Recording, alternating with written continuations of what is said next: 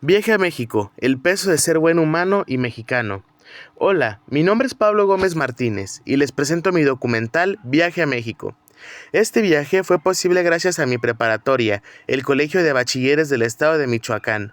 Me gustó mucho que nos dieran la oportunidad de conocer nuevos lugares, como la Ciudad de México, un destino que, a diferencia de Uruapan, es mucho más grande, diverso y con una expresión del arte y la cultura tremenda. No solo los museos y los monumentos representan la historia, las mismas calles hablan por sus habitantes. Los stickers pegados por los semáforos, los carteles, los grafitis y las frases escritas como forma de protesta me hicieron ver parte de la identidad de muchos jóvenes mexicanos.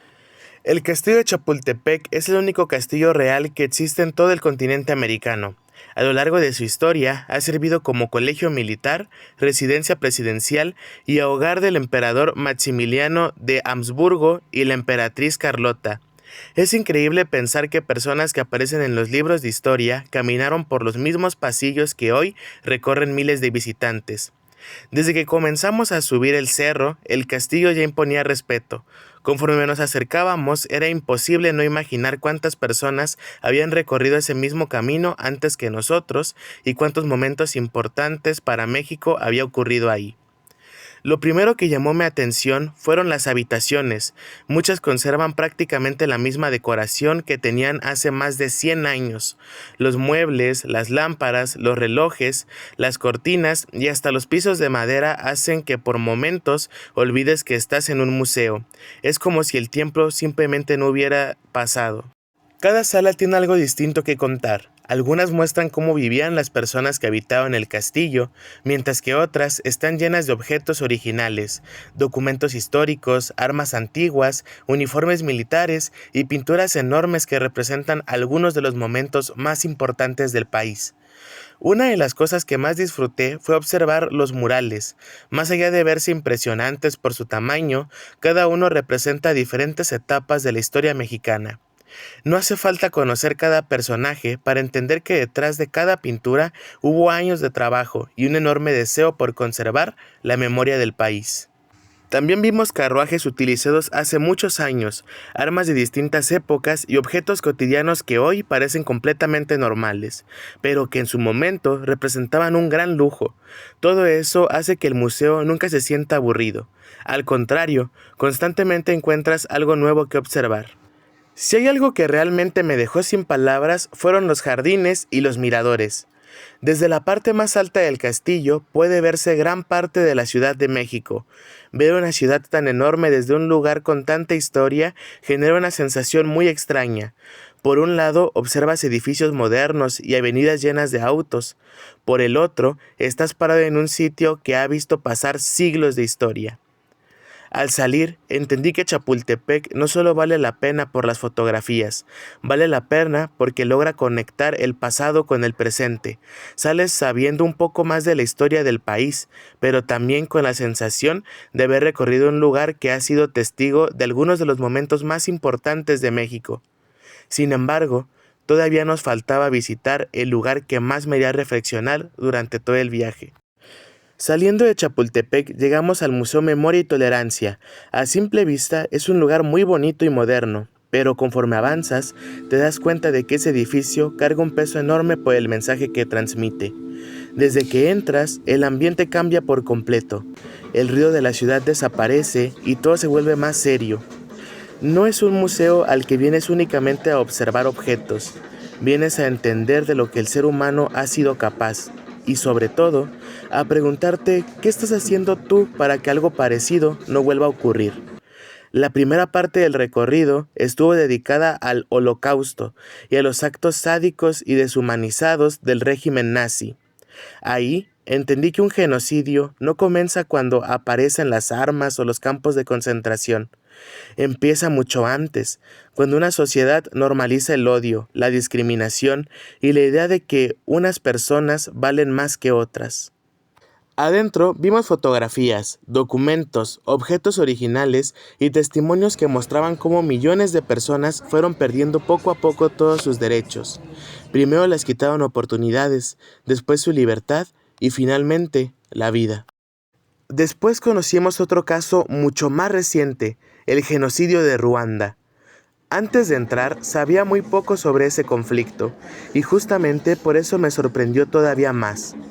Descubrir que cientos de miles de personas fueron asesinadas en cuestión de meses solo por pertenecer a un grupo diferente demuestra que la historia puede repetirse cuando el odio y la indiferencia vuelven a ganar. En palabras mías, la humanidad puede llegar a ser muy mediocre. Muchas veces tratamos de justificar nuestras acciones con el miedo, el enojo, la impotencia o la obligación. Decimos que solo seguimos órdenes, que todos lo hacían o que no podíamos hacer nada, pero entonces, ¿con qué cara nos llamamos humanos?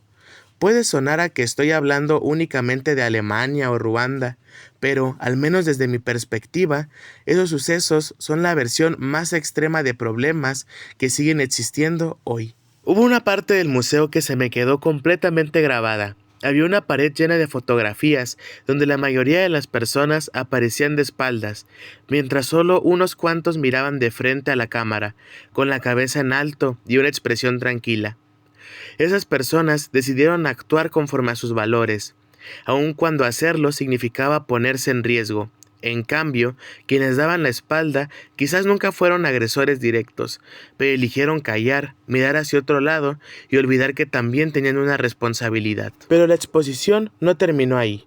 De hecho, creo que la siguiente parte del museo es una de las ideas más inteligentes de todo el recorrido. Después de enseñarte la peor cara de la humanidad, el museo cambia completamente de enfoque y te hace una pregunta que, aunque nunca dice con esas palabras, está presente durante toda la exposición.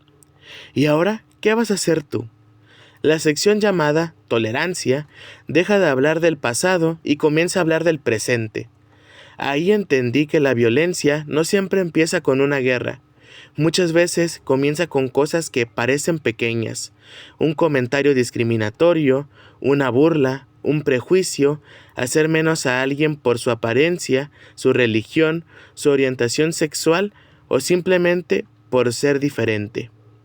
Las obras de esta sección reflejan problemas que siguen existiendo todos los días: el racismo, el clasismo, la desigualdad entre hombres y mujeres, la homofobia y muchas otras formas de discriminación que, aunque no siempre terminan en tragedias tan grandes como un genocidio, siguen lastimando a millones de personas.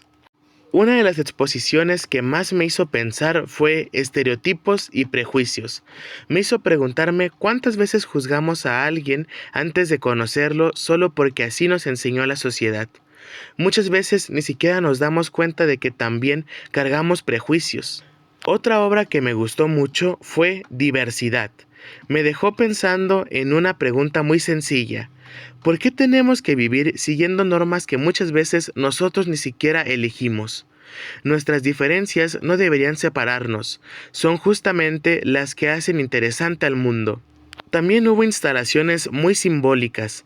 Unas de ellas representaban las lágrimas de miles de niños afectados por la violencia, el abuso, la pobreza y la guerra. Era una obra silenciosa, pero transmitía muchísimo. No hacía falta leer un texto para entender el dolor que intentaba representar. Otra instalación mostraba cuerdas suspendidas al revés. A simple vista parecían solo un montón de cuerdas, pero conforme entendía su significado, comenzaban a representar un mundo donde muchas cosas están de cabeza: la injusticia, la violencia, la indiferencia que seguimos normalizando. Creo que esa fue la verdadera enseñanza del museo. No busca que salgas sintiéndote culpable, busca que salgas sintiéndote responsable, porque aunque no podamos cambiar el mundo nosotros solos, sí podemos decidir si vamos a formar parte de quienes dan la espalda o de quienes tienen el valor de mirar de frente. Eso fue todo por el documental de hoy. Muchas gracias.